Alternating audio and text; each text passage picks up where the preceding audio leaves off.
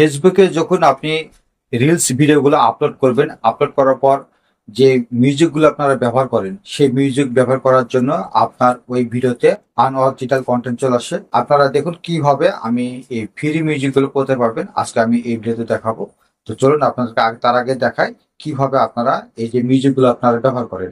তো প্রথমে আমরা চলে যাবো ফেসবুক যে পেজ বা আপনার প্রোফাইল যেটা আছে সেটা থেকে আপনি ক্লিক করবেন। তো আমি এখানে ক্লিক করছি।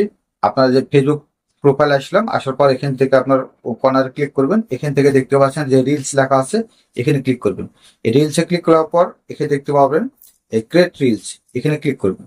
এই ক্রিয়েট রিলসে ক্লিক করার পর এখান থেকে আপনি যে ভিডিওটা আপনি সিলেক্ট করবেন সেই ভিডিওটা আপনি নেবেন। নেওয়ার পর এখান থেকে দেখতে পাচ্ছেন এখানে অডিও লেখা আছে, সেই অডিওতে আপনারা ক্লিক করবেন। এখানে ক্লিক করার পর এই যে অ্যাড মিউজিক আছে, এখানে ক্লিক করবেন।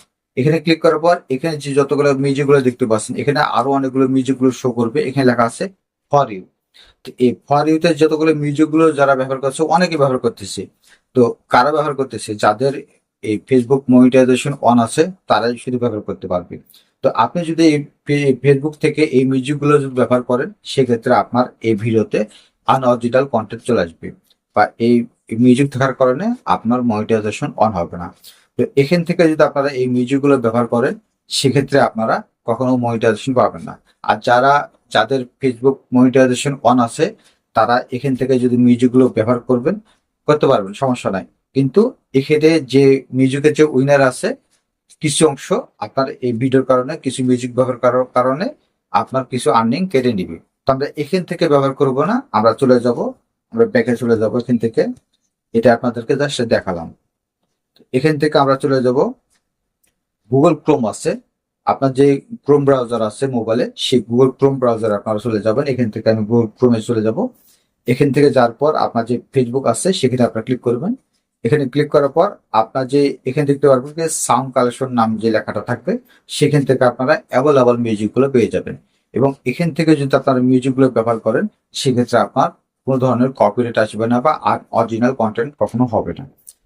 তো দেখুন এখান থেকে আপনারা দেখতে পাচ্ছেন যে অল টুলস লেখা আছে, এখানে আপনারা ক্লিক করবেন।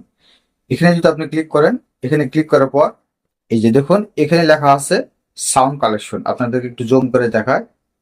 এই যে এখান থেকে আপনারা যে সাউন্ড কালেকশন আছে, এখানে আপনারা ক্লিক করবেন। সাউন্ড কালেকশনে যদি আপনারা ক্লিক করেন, ক্লিক করার পর এখানে অ্যাভেলেবল মিউজিক গুলো আছে, সেই মিউজিক গুলো আপনারা ব্যবহার করতে পারবেন। তো এখান থেকে যে এই যে যতগুলো মিউজিক আছে, আপনারা এখান থেকে ব্যবহার করবেন শুধু ফেসবুকের জন্য। যারা ফেসবুকের এই মিউজিক গুলো ব্যবহার করতে চান, তারা ফেসবুকের যে অফিসিয়াল যে ওয়েবসাইট আছে, সেখান থেকে আপনারা এই মিউজিক গুলো যদি নিয়ে যদি আপনারা ব্যবহার করেন, তো কখনো কপিরাইট আসবে না, আনঅরিজিনাল কন্টেন্টও হবে না। এই মিউজিক গুলো আপনার ভিডিওতে ব্যবহার করে যদি ইউটিউবে যদি আপনি আপলোড করেন সেই ভিডিওটি, তাহলে আপনার কপিরাইট চলে আসবে। এবং ইউটিউবের যে মিউজিক গুলো আছে, সেই মিউজিকটা যদি আপনি ফেসবুকে ব্যবহার করেন, সেক্ষেত্রে আপনারা এটাতে আপনার কপিরাইট চলে আসবে। তো এই ছিল আজকের ভিডিও। ধন্যবাদ সবাইকে। আসসালামু আলাইকুম ওয়া রাহমাতুল্লাহি ওয়া বারাকাতুহু।